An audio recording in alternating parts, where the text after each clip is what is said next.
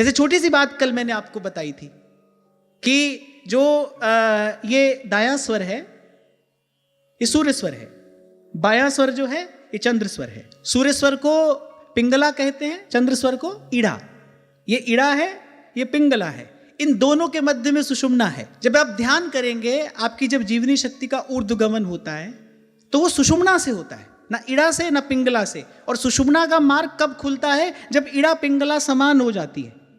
जैसे कल मैंने आपको थोड़ा सा समझाने का प्रयास किया था, कभी आप देखोगे आपका बायां स्वर चलता है, कभी आप देखोगे आपका दायां स्वर चलता है। योगी प्राणायाम के द्वारा उस स्थिति को प्राप्त करता है जब दोनों स्वर समान चलते हैं। जब दोनों स्वर समान चले तब समझना सुषुम्ना का स्वर चल रहा है। वो स्थिति, वो समय ध्यान के लिए सबसे अनुकूल है।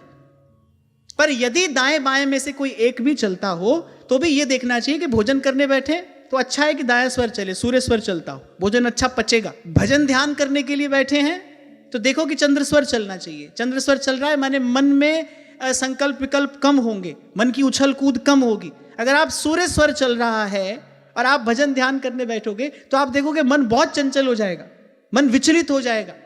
और वही उस समय चंद्र स्वर चल रहा होगा, आप ध्यान करने बैठोगे, आप देखोगे मन की गति कुछ और होगी। ये तो अनुभूत प्रयोग मैं आपसे बता रहा हूं। अरे सेवा में जाना है तो भी 10-15 मिनट नहाकर धोकर तैयार होकर ही तो जाते हैं। ऐसे अगर आपको ध्यान में प्रवेश करना है, आपको मानसी भावना में जाना है, तो जैसे शरीर की शुद्धि स्नान से होती है ऐसे मन की शुद्धि ध्यान से होती है। और मैंने आपसे ये कहा कि भाई जिनके पास ये ज्ञान, ये जानकारी उपलब्ध नहीं है, जो इससे वंचित हैं, वो इसको न समझे तो कोई बात नहीं, पर हमको तो हमारे गुरुजनों ने ये ज्ञान दिया है।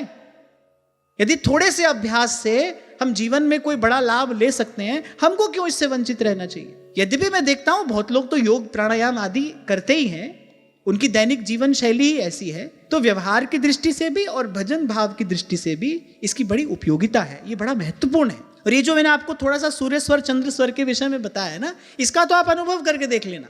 इसीलिए ध्यान का समय क्या बताया जाता है? या तो सुबह या फिर सूर्यास्त के समय, संध्या का जो समय होता है। अगर सूर्य मध्याह्न में 12 बजे आपको कोई ध्यान करने के लिए कहे, आपका ध्यान नहीं होगा। सूर्य आपके सर पर है, आपके प्राण की गति इस प्रकार से होगी, आपके मन की गति इस प्रकार होगी, आप ध्यान नहीं कर सकते। इसलिए वो समय काम करने का है, वो समय परिश्रम पुरुषार्थ करने का है। सुबह और संध्या का जो समय है वो ध्यान करने का है। ये प्रकृति की बड़ी अद्भुत व्यवस्था है। बाहर भी प्रकृति है, शरीर भी तो प्रकृति है। पंचभूत से बना संसार है, पंचभूत से बना शरीर है।